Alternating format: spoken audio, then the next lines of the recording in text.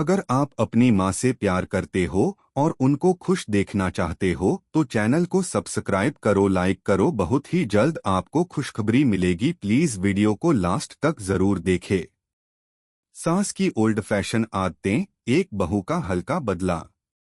यह एक कहानी है जो एक आधुनिक बहू और उसकी सास के बीच के रिश्ते पर आधारित है, जिनकी सोच और आदतें आपस में बहुत भिन्न हैं। एक तरफ सास की ओल्ड फैशन आदतें हैं जो समय के साथ अप्रचलित हो गई हैं, और दूसरी तरफ बहू की नई सोच और आधुनिक दृष्टिकोण जो समय के साथ बदलते समाज को दर्शाता है। आइए जानते हैं कि कैसे ये दो जनरेशन आपस में टकराती हैं, लेकिन अंततः एक दूसरे को समझने और सशक्त बनाने की दिशा में आगे बढ़ती हैं। सास की ओल्ड फैशन आदतें। नंदिनी की शादी को अब कुछ साल हो चुके थे, लेकिन उसकी सास श्रीमती सुधा देवी की आदतें अब भी पुरानी और कड़ी थीं। वह एक ऐसी महिला थीं जिनका जीवन पूरी तरह से एक निश्चित ढांचे में बसा हुआ था। घर में हर चीज का एक समय और तरीका था। वह हमेशा यही मानती थीं कि घर का माहौल और रीति रिवाजों का पालन करने से परिवार में सुख शांति बनी रहती है। नंदिनी को इन आदतों से कई बार परेशानी होती थी, लेकिन उसने कभी अपनी सास से सीधा विरोध नहीं किया। वह समझती थी कि श्रीमती सुधा देवी का अनुभव और प्यार ही उनके ओल्ड फैशन विचारों के पीछे की वजह है। एक पुराना नियम, नहाने का वक्त। श्रीमती सुधा देवी का सबसे बड़ा नियम था नहाने का समय। घर के सभी लोग सुबह 6 बजे तक नहा चुके होते थे और उसके बाद कोई भी नहाने की सोच नहीं सकता था।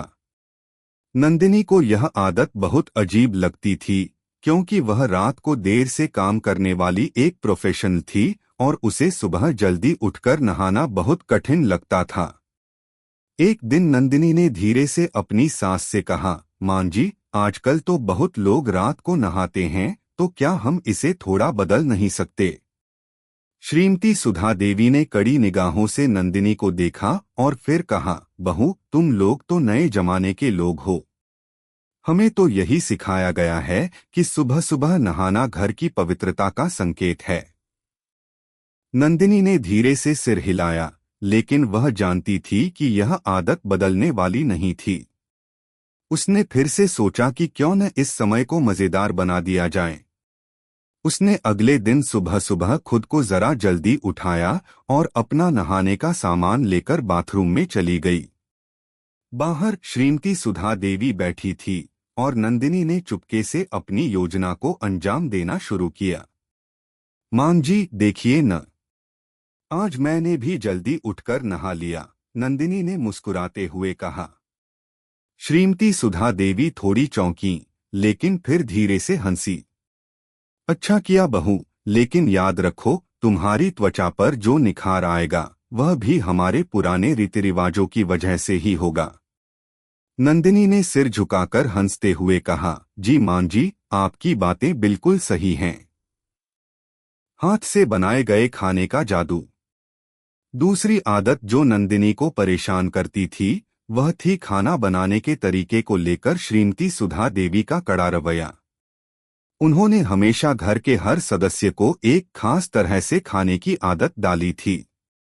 सब्जी को कभी माइक्रोवेव में गर्म नहीं किया जाता था और रोटियां हमेशा हाथ से बेलनी होती थीं। नंदिनी को हमेशा जल्दी खाना बनाने की आदत थी, खासकर जब वह ऑफिस से थक कर आती थी। लेकिन श्रीमती सुधा देवी का मानना था कि अगर खाना हाथ से बनाया जाए तो उसमें स्वाद और प्यार का तत्व भी होता है। बहू, रोटियां बेलते समय तुम्हारे मन का ध्यान सही तरीके से लगा होना चाहिए, श्रीमती सुधा देवी हमेशा यही कहती। यह किसी मशीन से नहीं हो सकता, क्योंकि रोटियां उसी समय सही बनती हैं जब तुम पूरे दिल से उसे बना रही होती हो। एक दिन नंदिनी ने सोचा, क्यों न इस ओल्ड फैशन आदत को थोड़ी मजेदार और हल्की फुल्की शैली में अपनाया जाए। उसने श्रीमती सुधा देवी को चुपके से एक वीडियो दिखाया जिसमें एक मशहूर शेफ अपनी रोटियां बनाने का तरीका दिखा रहे थे, लेकिन उन्होंने इसमें कुछ हास्य और ट्विस्ट भी डाला था। देखिए मान जी, यह शेफ तो रोटियां बनाते हुए गाने भी गाते हैं, नंदिनी ने हंसते हुए कहा। श्रीमती सुधा देवी ने वीडियो देखा और फिर हल्के से मुस्कराई। ठीक है बहू, मुझे तो तुम दोनों के साथ मिलकर हंसी मजाक में ही रोटियां बेलनी हैं, तो कर लो जैसा तुम चाहो। नंदिनी को यह बहुत अच्छा लगा कि उसने अपनी सास की आदतों को सम्मान देते हुए थोड़ा बदलाव किया। अब रोटियां भी मजे से बनती थीं और घर का माहौल भी हल्का फुल्का रहता था। कपड़ों का चयन, पुराने रंगों का जादू। एक और बात थी जो नंदिनी को बहुत अजीब लगती थी, वह थी सास का कपड़ों के चयन का तरीका। श्रीमती सुधा देवी को हमेशा हल्के रंगों के सूती साड़ी पसंद थे। वह मानती थीं कि कपड़े हमेशा सादे और आरामदायक होने चाहिए। नंदिनी ने कई बार कोशिश की थी कि वह अपनी सास को रंग बिरंगे और फैशनेबल कपड़े पहनने के लिए कहे, लेकिन श्रीमती सुधा देवी कभी भी इससे सहमत नहीं हुई। बहू, ये सब फैशन के चक्कर में पड़ी हो। सादा और सफेद रंग हमेशा सबसे अच्छा होता है। फिर एक दिन नंदिनी ने एक मजेदार विचार किया। उसने अपनी सास के पसंदीदा सफेद रंग में एक चमकदार ब्रोच लगाया और उसे पहनकर सामने आई। मां जी देखिए, अब यह सादा सफेद रंग भी थोड़ा सा रंगीन और फैशनेबल हो गया है। क्या आपको अच्छा लगा? श्रीमती सुधा देवी ने मुस्कुराते हुए कहा।